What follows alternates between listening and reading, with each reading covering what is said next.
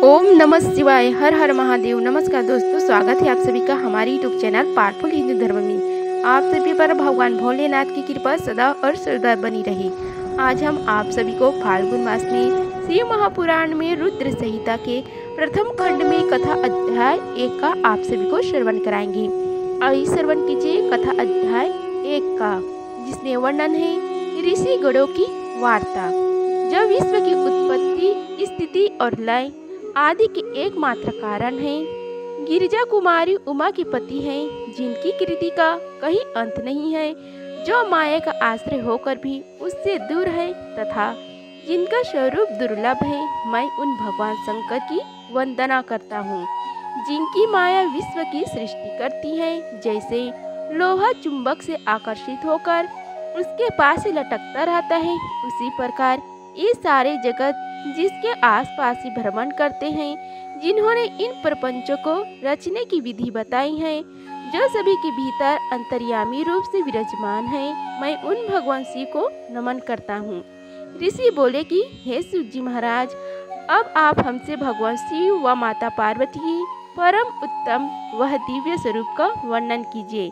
सृष्टि के रचना से पूर्व, सृष्टि के मध्यकाल वह अंतकाल में महेश्वर किस प्रकार वह किस रूप में स्थित होते हैं, सभी लोगों का कल्याण करने वाले भगवान शिव कैसे प्रसन्न होते हैं तथा प्रसन्न होने पर अपने भक्तों को कौन कौन से उत्तम फल देते हैं। ये सुना है कि भगवान शिव महान दयालु है, अपना भक्तों को कष्ट में नहीं देख सकते। ब्रह्मा, विष्णु और महेश तीनों देवता शिव जी के अंग से ही उत्पन्न हुए हैं। हम पर कृपा कर शिव जी के प्रगटाई देवी उमा की उत्पत्ति, शिव उमा विवाह, गृहस्थ धर्म एवं शिव जी के अनंत चरित्रों को सुनाइए। श्री सूत जी महाराज बोले कि हे ऋषिगणों, आप लोगों की प्रश्न पतित पावनी श्री गंगा जी के समान है। ये सुनने वाले, कहने वाले और पूछने वाले इन तीनों को पवित्र करने वाले हैं। आपकी इस कथा को सुनने की आंतरिक इच्छा है, इसलिए आप धन्यवाद के पात्र हैं। ब्राह्मणों, भगवान शंकर का रूप साधु, राजसी और तामसी तीनों प्रकृति के मनुष्य को सदा आनंद प्रदान करने वाला है। वे मनुष्य जिनके मन में कोई तृष्णा नहीं है, ऐसे ऐसे महात्मा पुरुष भगवान शिव के गुणों का ज्ञान करते हैं, क्योंकि शिव की भक्ति मन और कानों को प्रिय लगने वाली और संपूर्ण मनोरथ को देने वाली है। हे ऋषियों, मैं आपके प्रश्नों के अनुसार ही शिव के चरित्रों का वर्णन करता हूँ, आप उसे आदर पूर्वक श्रवण करें। आपके प्रश्नों के अनुसार ही नारद जी ने अपने पिता ब्रह्म जी से यही प्रश्न किया था। तब ब्रह्म जी ने प्रसन्न होकर शिव चरित्र सुनाया था।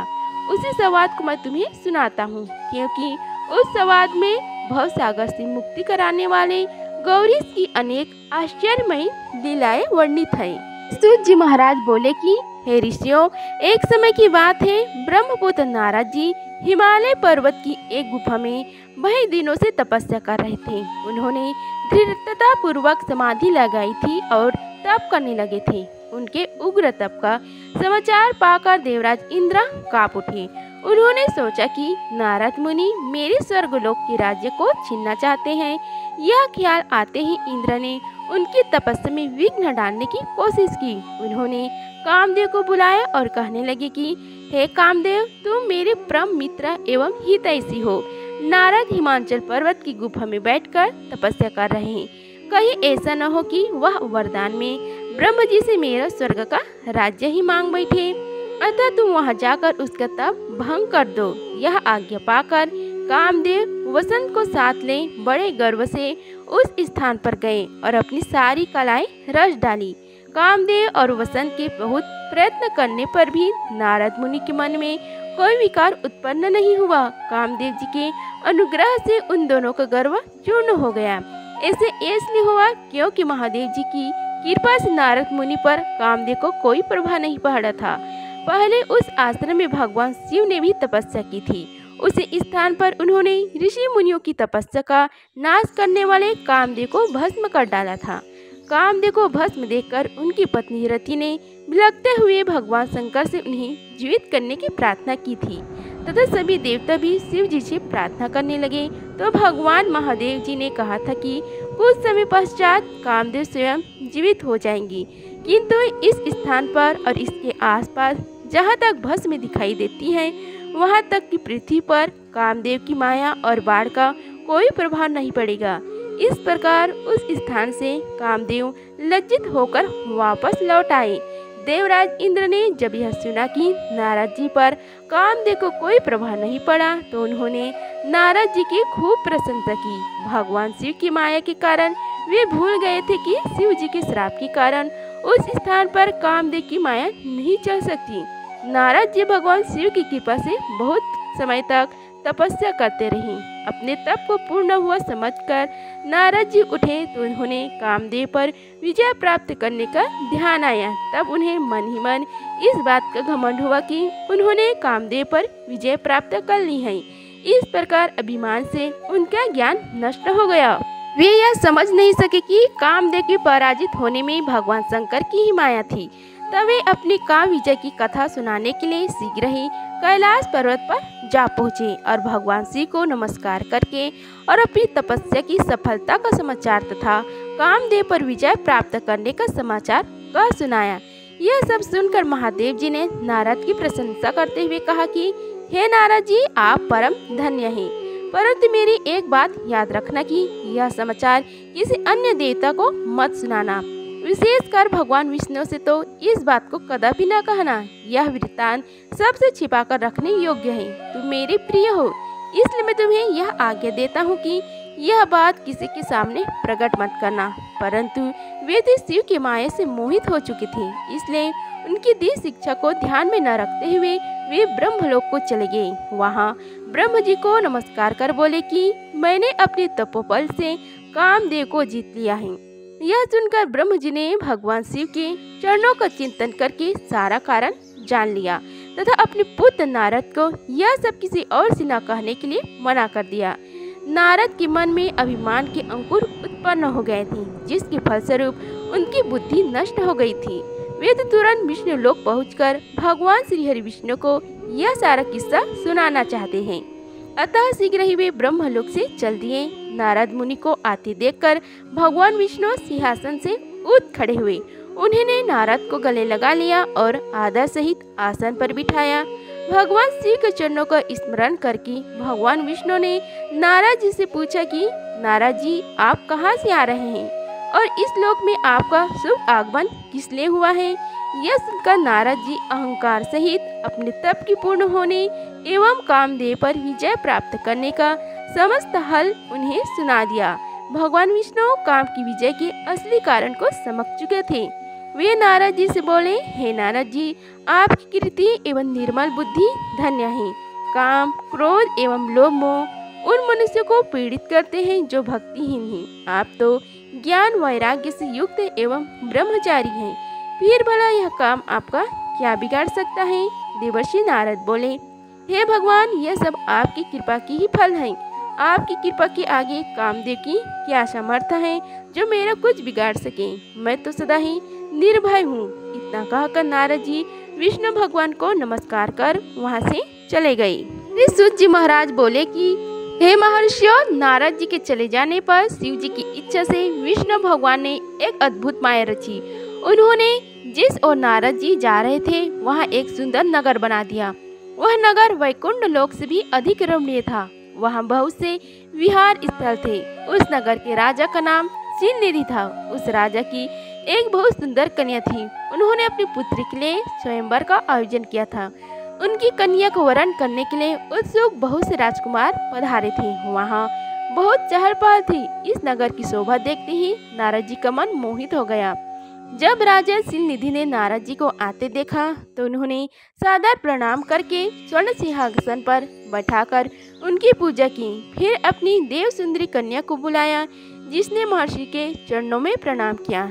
नारद जी से उसका परिचय कराते हुए शिलनिधि ने निवेदन किया कि हे महर्षि, यह मेरी पुत्री श्रीमती है। इसके स्वयंवर का आयोजन किया गया है। इस कन्या के गुण दोषों को बताने की कृपा कीजिए। कि ऐसे वचन सुनकर नारद जी बोले कि हे राजन, आपकी कन्या साक्षात लक्ष्मी है। इसका भावी पति भगवान शिव के समान वैभवशाली, त्रिलोक विजयी, वीर तथा कामदेव को भी जीतने वाला होगा। ऐसे कहकर नारद मुनि वहां से चले गए। शिव की माया के कारण वे काम के वशीभूत हो सोचने लगे कि राजकुमारी को कैसे प्राप्त करूं। स्वयंवर में आए सुंदर एवं वैभवशाली राजाओं को छोड़कर भला यह मेरा वरण कैसे करेगी। वे सोचने लगे कि नारियों को सौंदर्य बहुत प्रिय होता है, नारियों को सौंदर्य देखकर ही श्रीमती मेरा वरण कर सकती है। ऐसे विचार कर नारद जी फिर विष्णुलोक में जा पहुँचे और उन्हें राजा शिलनिधि की कन्या के स्वयंवर के बारे में बताया तथा उस कन्या के साथ विवाह करने की इच्छा व्यक्त की। उन्होंने भगवान विष्णु से प्रार्थना की कि वे अपना रूप उन्हें प्रदान करें ताकि श्रीमती उन्हें वर ले। सूत जी कहते हैं कि हे महर्षियों, नारद मुनि की ऐसी बात सुनकर भगवान मधुसूदन हंस पड़े और भगवान शंकर के प्रभाव का अनुभव करके उन्होंने इस प्रकार उत्तर दिया कि भगवान विष्णु बोले, हे नारद, वहाँ आप अवश्य जाएं, मैं आपकी हित उसी प्रकार करूँगा जिस प्रकार पीड़ित व्यक्ति श्रेष्ठ वैद्यराज करता है, क्योंकि तुम मुझे विशेष प्रिय हो। ऐसे कहकर भगवान विष्णु ने नारद मुनि को वानर का मुख तथा शेष अंगों को अपना मनोहर रूप प्रदान कर दिया। तब नारद जी अत्यंत प्रसन्न होते हुए अपने को परम सुंदर समझकर शीघ्र ही स्वयंवर में आ गए और उस राज्य सभा में जा बैठे। उस सभा में रुद्रगण ब्राह्मण के रूप में बैठे हुए थे। नारद जी का वानर रूप केवल कन्या और रुद्रगणों को ही दिखाई दे रहा था, बाकी सबको नारद जी का वास्तविक रूप ही दिखाई दे रहा था। नारद जी मन ही मन प्रसन्न होते हुए श्रीमती की प्रतीक्षा कर रहे थे। हे ऋषियों, वह कन्या हाथ में जयमाला लिए अपनी सखियों के साथ स्वयंवर में आई। उनके हाथों में सोने की सुंदर माला थी। वह शुभ लक्षणा राजकुमारी लक्ष्मी के समान अपूर्व शोभा पा रही थी। नारद मुनि का भगवान विष्णु जैसा शरीर और वानर जैसे मुख देख वह कुपित हो गई और उनकी ओर दृष्टि हटाकर वन वांछित वर की तलाश में आगे चली गई। सभा में अपने मन पसंद वर को ना पाकर वह उदास हो गई। उसने किसी के भी गले में वरमाला नहीं डाली। तभी भगवान विष्णु राजा की वेशभूष धारण कर वहां आ पहुँचे। विष्णु को देखते ही उस परम सुंदरी ने उनके गले में वरमाला डाल दी। श्री हरि विष्णु राजकुमारी को साथ लेकर तुरंत अपने लोक को चले गयी। यह देखकर नारद जी विचलित हो गए। तब ब्राह्मणों के रूप में उपस्थित रुद्रगणों ने नारद जी से कहा कि हे नारद जी, आप व्यर्थ ही काम से मोहित हो सौंदर्य के बल से राजकुमारी को पाना चाहते हैं। पहले जरा अपना वानर के समान मुक्त देख लीजिए। सूत जी बोले कि यह वचन सुनकर नारद जी को बड़ा ही आश्चर्य हुआ। उन्होंने दर्पण में अपना मुख देखा। वानर के समान मुख को देखकर वे अत्यंत क्रोधित हो उठे तथा दोनों रुद्रगणों को श्राप देते हुए बोले, तुमने एक ब्राह्मण का मजाक उड़ाया है, अतः तुम ब्राह्मण कुल में पैदा होकर भी राक्षस बन जाओ। यह सुनकर वे शिवगण कुछ नहीं बोले, बल्कि इसे भगवान शिव की इच्छा मानते हुए उदासीन भाव से अपने स्थान को चले गए और भगवान शिव की स्तुति करने लगे। शिव बोले कि हे सूत जी, रुद्रगणों के चले जाने पर नारद जी ने क्या किया और वे कहाँ गए, इसके बारे में भी हमें बताइए। श्री सूत जी महाराज बोले कि हे ऋषियों, माया से मोहित नारद जी उन दोनों शिवगणों को श्राप देकर भी मोहवश कुछ न जान सके। तत्पश्चात क्रोधित होते हुए वे तालाब के पास पहुँचे और वहां जल में पुनः अपनी परछाई देखी तो उन्हें फिर वानर जैसी आकृति दिखाई दी। उसे देखकर नारद जी को और अधिक क्रोध चढ़ गया। वे सीधे विष्णुलोक की ओर चल दे। वहां पहुंचकर भगवान विष्णु से बोले कि हे हरि, तुम बड़े दुष्ट हो। अपने कपट से विश्व को मोहने वाले तुम दूसरों को सुखी होता नहीं देख सके। तभी तो तुमने सागर मंथन के समय मोहिनी रूप धारण कर दैत्यों से अमृत का कलश छीन लिया था और उन्हें अमृत की जगह मंदिरा पिलाकर पागल बना दिया था। यदि उस समय भगवान शंकर दया करके विष को न पीते तो तुम्हारा सारा कपट प्रकट हो जाता। तुम्हें कपट पूर्ण चालें अधिक प्रिय है। भगवान महादेव जी ने ब्राह्मणों को सर्वोपरि बताया है। आज तुम्हें मैं ऐसी सीख दूंगा जिससे तुम फिर कभी कहीं भी ऐसे कार्य नहीं कर सकोगी। अब तक तुम्हारा किसी शक्तिशाली मनुष्य से पाला नहीं पड़ा है, इसलिए तुम निडर बने हो, परंतु अब तुम्हारी करनी का पूरा फल मिलेगा। माया मोहित नारद जी क्रोध से खिन्न थे।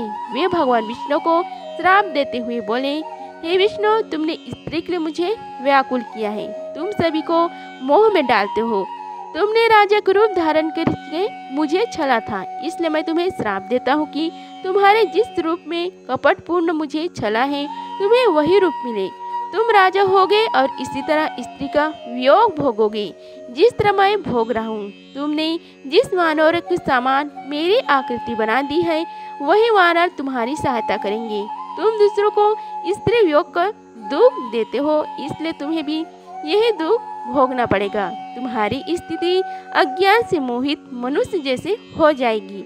अज्ञान से मोहित नारद जी का श्राप विष्णु भगवान ने स्वीकार कर लिया। तत्पश्चात उन्होंने महालीला करने वाली मोहिनी माया को समाप्त कर दिया।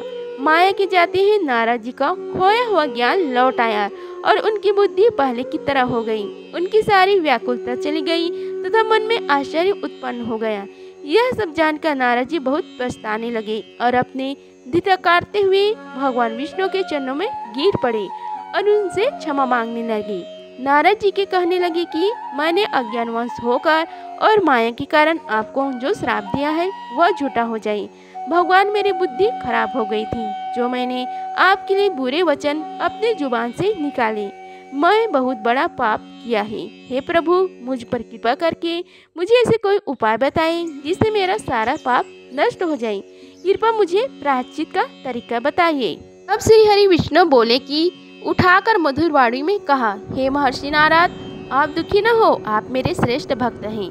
इसमें कोई संदेह नहीं है कि नारद जी, आप चिंता मत कीजिए, आप परम धन्य हैं। आपने अहंकार के वश होकर भगवान शिव की आज्ञा का पालन नहीं किया था, इसलिए उन्होंने आपका गर्व नष्ट करने के लिए यह लीला रची थी। वे निर्गुण और निराकार है और सत, रज और तम आदि गुणों से परे है। उन्होंने अपनी माया से ब्रह्म, विष्णु और महेश तीनों रूपों को प्रकट किया। निर्गुण अवस्था में उन्हीं का नाम शिव है। वे ही परमात्मा, परमेश्वर, महेश्वर, परब्रह्म, अविनाशी, अनंत और महादेव नाम से जाने जाते हैं। उन्हीं की आज्ञा से ब्रह्म जी जगत के सृष्टा हुए और मैं तीनों लोगों का पालन करता हूँ और शिव जी रुद्र रूप में सबका संहार करते हैं। वे विश्व स्वरूप सबके साक्षी हैं। वे माया से भिन्न और निर्गुण हैं। वे अपने भक्तों पर सदा दया करते हैं। मैं तुम्हें समस्त पापों का नाश करने वाला, भोग एवं मोक्ष प्रदान करने वाला उपाय बताता हूँ। अपने सारे संकों एवं चिंताओं को त्याग कर भगवान शंकर की यश और कीर्ति गुणगान करो और सदा अन्य भाव से शिव जी के सत नाम स्तोत्र का पाठ करो।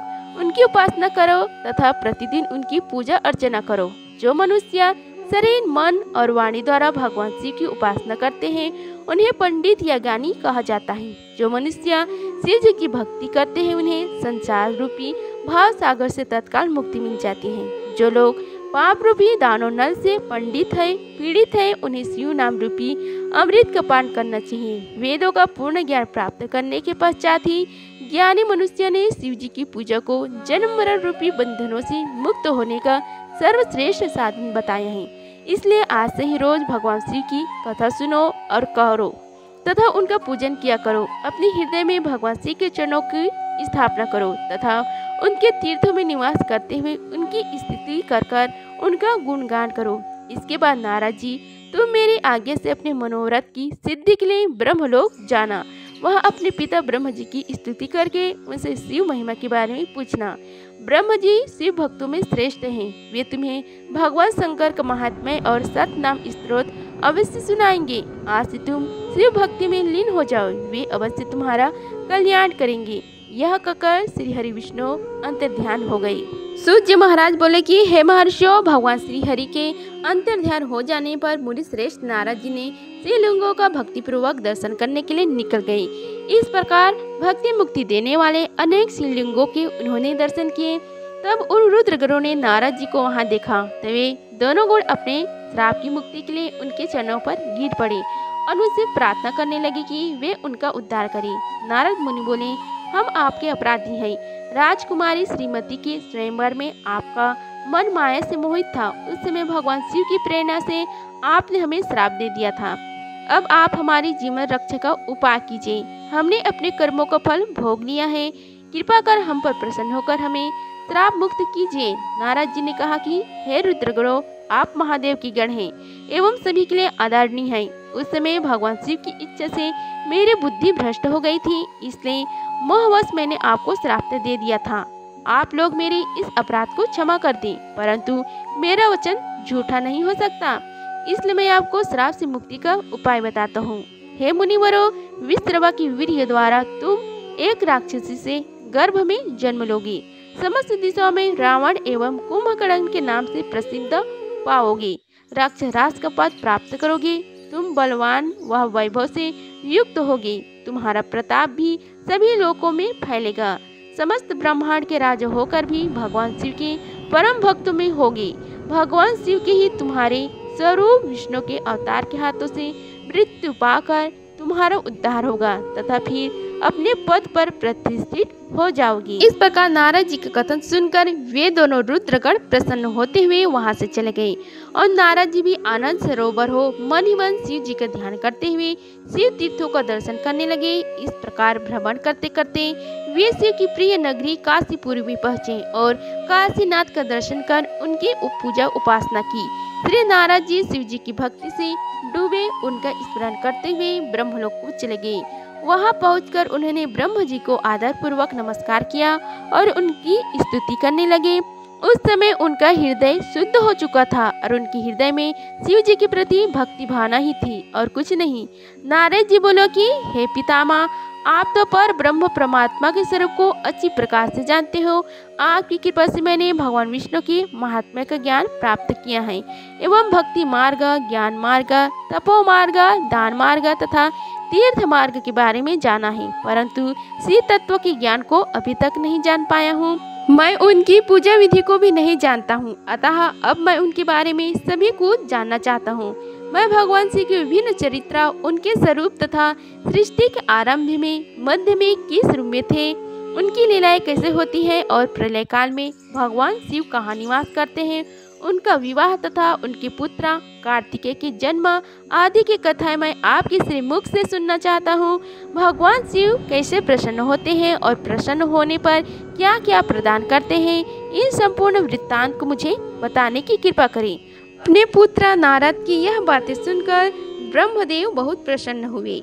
इस प्रकार शिव महापुराण में रुद्र संहिता में कथा अध्याय 1 का समाप्त हुआ। अगर आप सभी को यह वीडियो अच्छी लगी होगी तो वीडियो को लाइक कीजिए, चैनल को सब्सक्राइब कीजिए और कमेंट बॉक्स में ओम नमः शिवाय लिखिए। धन्यवाद। मिलते हैं अगले वीडियो में, तब तक के लिए हर हर महादेव।